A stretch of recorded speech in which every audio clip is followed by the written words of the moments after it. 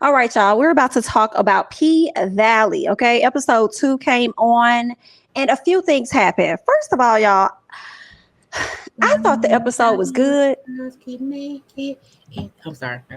The song was in my head. They gonna shake it. 1, 2. I love that song. Okay, I'm sorry.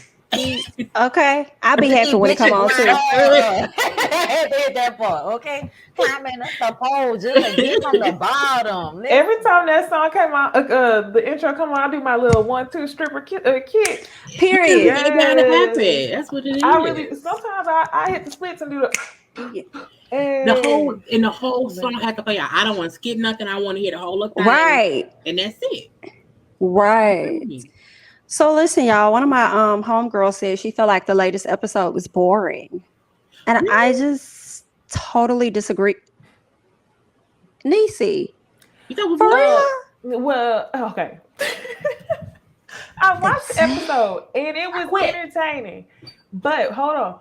I looked down at my phone for 1 second, and when I looked up, it was, and I was like, "What the fuck is going on?" Like, it just felt so left field. So I'm like, after I thought I knew the episode, and then once I saw that, I was like, "Do I really know this show?" Like, I think I know the show.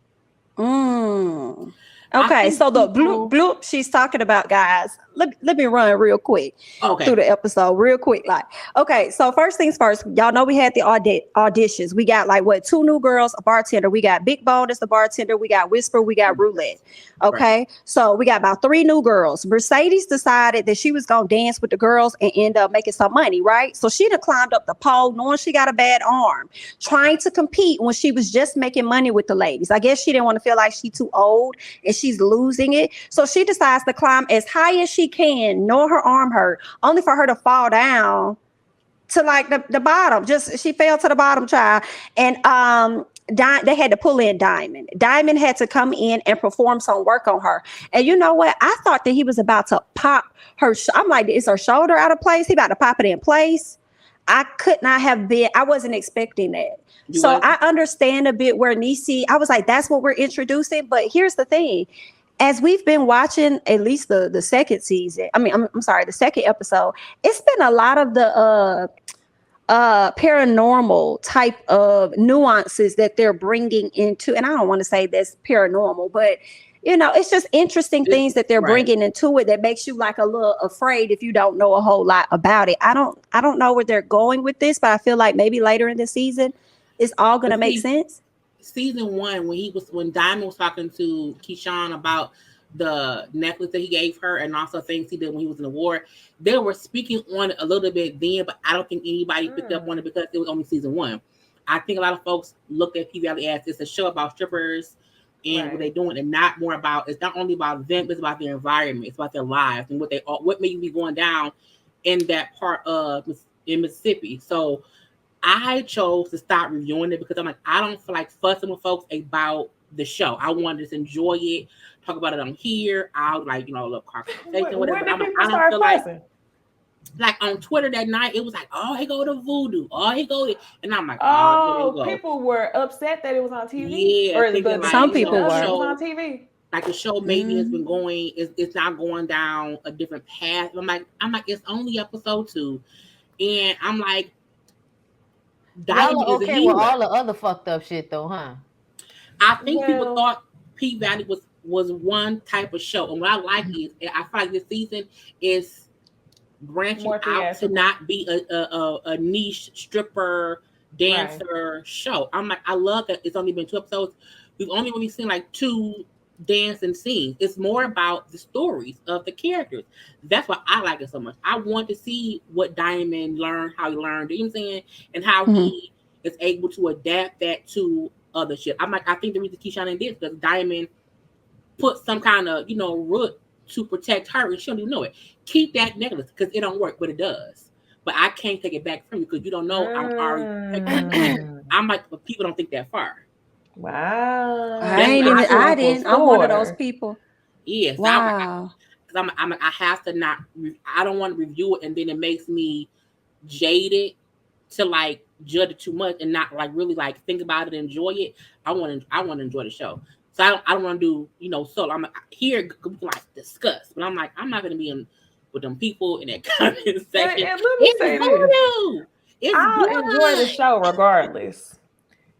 But what I will say is it felt left field from what we've been seeing. So I felt like they could have, and maybe I wasn't paying attention deep enough like you was, but maybe they could have introduced that, like, I don't know, in a different way. It just felt like a completely different show on the second half. Like I said, I looked down at my phone, I look up, I was like, what? When did this happen? It kind of felt like Star. Like I would expect that from Star, because Star was theatrical up and down, like that type of stuff, straight off the stage. Whereas with P-Valley, I didn't feel like their first season was as theatrical of like a Star or an Empire. Mm-hmm. It was more realistic. It was more realistic. But here's the thing. The thing about that is like that what they're showing you is realistic in the way that the people who live in those areas still practice those practices. And just like the people in Louisiana that practice in Mississippi is not that far away. And I feel like there were little things along the way. Like I feel like P-Valley always had like a majestic kind of quality to it, especially when you think about what the pink was for the community. You know what I'm saying? It was alluring. It was something that kind of took them away from their troubles, so to speak. You know what I'm saying? Like that's why people loved Uncle Clifford, even though she is not, she's not what everybody, is accepting of in this area, in this Bible Belt area. So the fact that, she was able to create this endearment amongst the community, you saw it at the funeral. At the funeral, everybody's like, hey, Uncle Clifford. Like all of the niggas is like, hey, Uncle Clifford. Like, and around certain areas, people wouldn't be like that. Even if they had love and respect for somebody like Uncle Clifford, they still wouldn't show it in that way around everybody. They just wouldn't, because they would feel like somebody may think something about them and all of that type of shit. Mm-hmm. So essentially, I feel like the show probably is turning up a little bit more on that, so it can veer more away from Nikki Gilbert's show, her play. Yep. Because I think that because it was close to that, she could keep, saying that they stole shit from her. But now that they're gonna veer off and add different elements to it, and honestly, I feel like since the beginning, the intro has always reminded me of True Blood. If you watch True Blood, True Blood was the intro was very dark, and it was like a lot of, vacant, empty, malls and areas in Louisiana, like places that I've seen before type shit. And, then they got the women dancing on the men and them getting drunk and, the snakes and all of this type of shit. So if you've ever seen the intro, you love to watch Lovecraft Country, but had something to say about the episode of P-Valley. I mean, it's similar, but I feel like that show was already fantastical. Yeah. So it was easier to accept in that setting, whereas this is more like a little bit of fantasy realism, but really more so realism. But I think the way they're strippers, like the way they are alluring, the way they do kind of are muses to these men, the way they do have this like type of power and energy about themselves, no matter what's going on. Like everybody's living in squalor. Everybody's living paycheck to paycheck. Keyshawn is getting beat up by a white boy, but somehow she gets on the pole and turns into a fucking fairy. So, it reminds me of True Blood, and it always has. So I feel like they kind of always was going to bring that out. But I think it may have made them want to bring it out even more so to create that differentiation between Nikki Gilbert's version of this story. Yeah. Okay.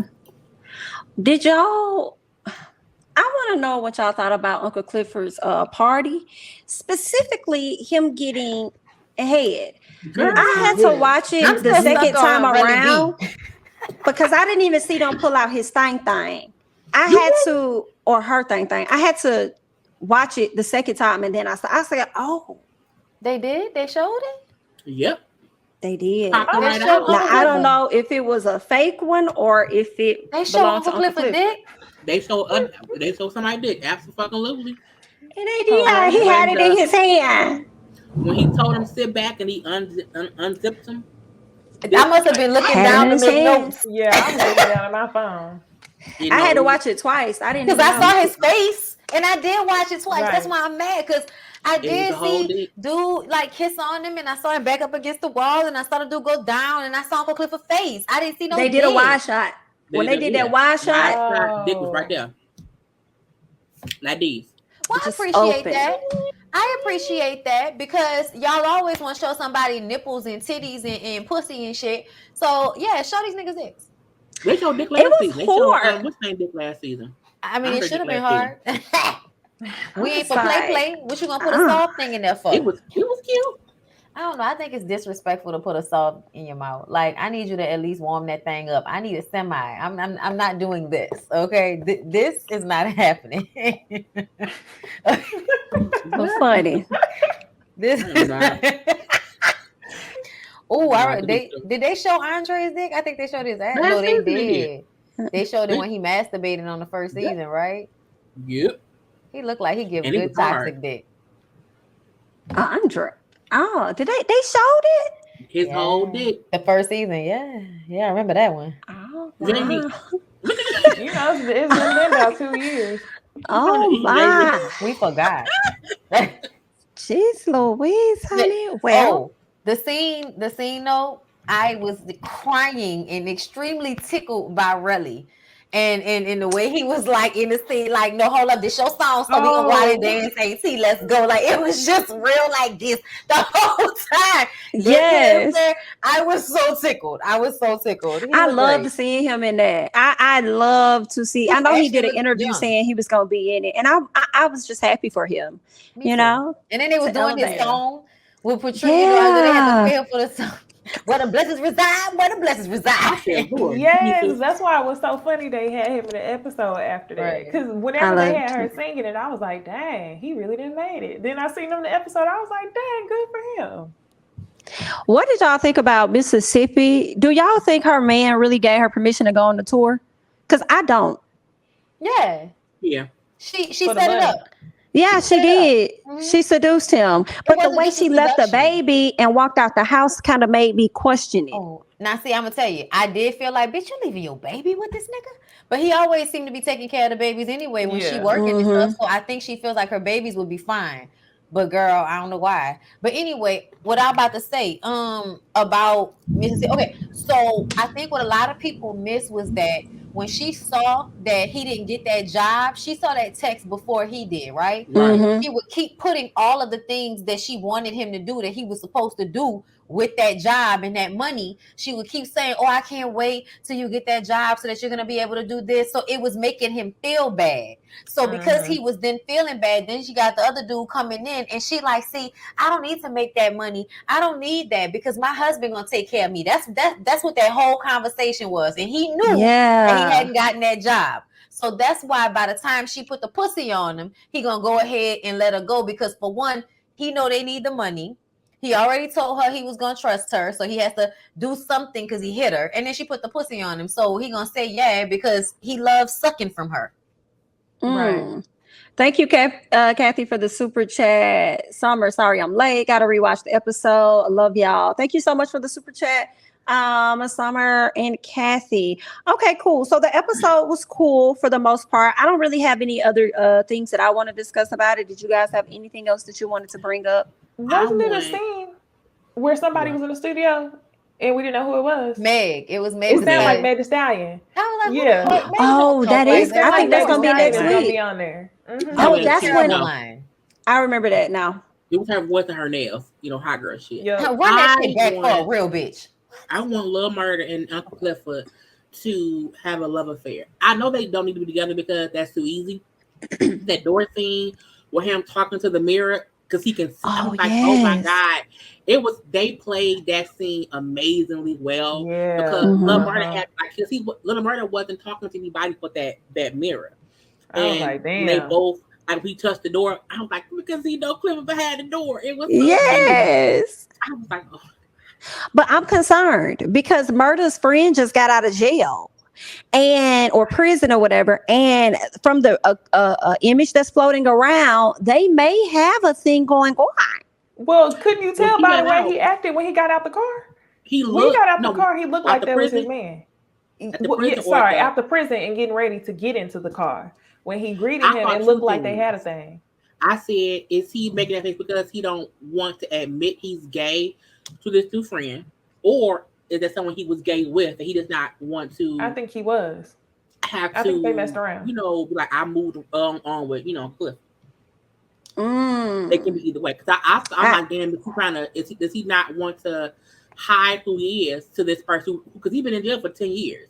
So who knows what that person knows and how he can be around that person. Because I'm like, it can be one or two things. He has to now wouldn't even apply to again, or I got to choose between this dude and Clifford. That could have been the person he had his first experience with. I think so. That's what I was thinking. I want to see. And then he got locked up, and then now it's complicated because he would rather be with Clifford. And it seems like he probably didn't know the man was getting out of jail when the dude brought him there. So he was already taken by surprise by that. Mm-hmm. It's gonna be a good season. I like that it's not about the women dancing. Like I'm happy that's not the cook, line, and singer. Watching them. I like that's like one scene is one good ass scene, and then it's all this other shit going on. I like that. Yeah. However, I am ready for us to get back into the club of it all. Truth. I think I like that they added Gail Bean as Roulette. I think she's great. I love her. Playing, what's her name? Hazel gonna come back, right? And Whisper? She gonna start dancing again. Whisper. I like Whisper. I like how they came in as a team. Like they came in separately, but they both working that pole as a group. They went crazy. I was like, y'all climbed up there and was just a bump. Okay, Rhonda. They went crazy on it, Paul. I'm wondering with the Whisper, they about to play more into this, I guess, spiritual thing they got going on. Because when they were in that room, I'm wondering what was the purpose of seeing Montavious come back on the screen, and then we see the different things that's happening in that one room. I'm wondering if Whisper is going to be communicating with him at some point. Yeah, I think when she stood there and she looked at the pole and didn't say shit, and then she looked at Mercedes, I think she heard him say to her or whatever, that's who shot me. I think when she walked away, how she looked at her but didn't say shit, I feel like she either felt, heard, or knew something that happened in that room. And I think because she may understand shit, that's why she didn't say shit. Because we found out at the end how it was her for the 7 pounds of pressure, it was Mercedes. I think it just said a lot about how the season will play out, as far as everyone having to atone for what happened in that room or what they did after that happened going forward. Be that Diamond, even how I think, Big L is acting like he wasn't like a pimp last season. He was more low key and chill. So I'm like, it's weird that he's now like this extra pimp, pimp type. I didn't get that from him last season. I feel like is that his new thing because of him feeling like, okay, I can't be touched because I don't. It's just where did you get that from? What? That you said pimp like thing. Where'd you get that from? The pimp came, the pimp walking, how he's kind of trying to back on the girls. He didn't do that last season. He was chill it was him and Clifford last season. It wasn't really him out front doing shit, acting like him saying I run shit. But he's doing more of that now, and I don't get it. I need to see a little bit more. Because I feel like he always kind of would flirt and say little shit. And I also feel like throughout the episode, the nigga still been putting in light bulbs and shit and just kind of in the background in some of the scenes too. So it's not like he's actually trying to get the attention, but I just think they probably trying to make a storyline between Big L and Big Bone. That's the only thing I can think of, because he wasn't really talking to none of he just was saying shit to him, but she was the only one that he was really trying to holler at.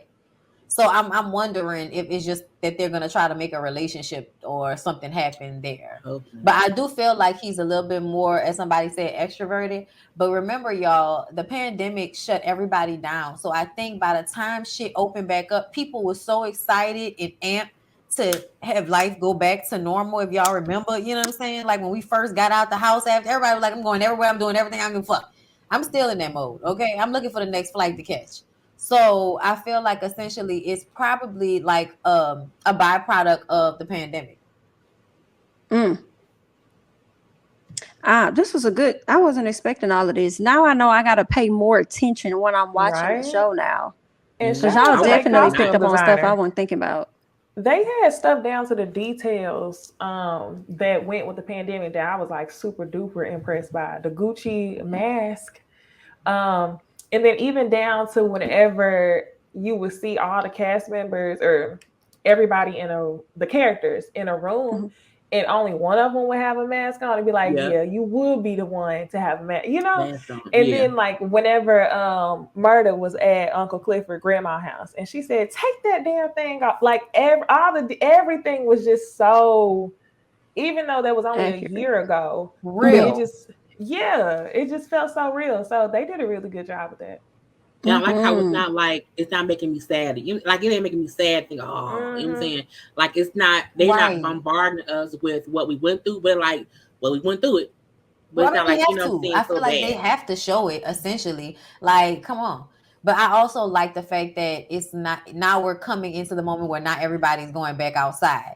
And the South kept lax laws, so once they was out, they was out. Right. That was out.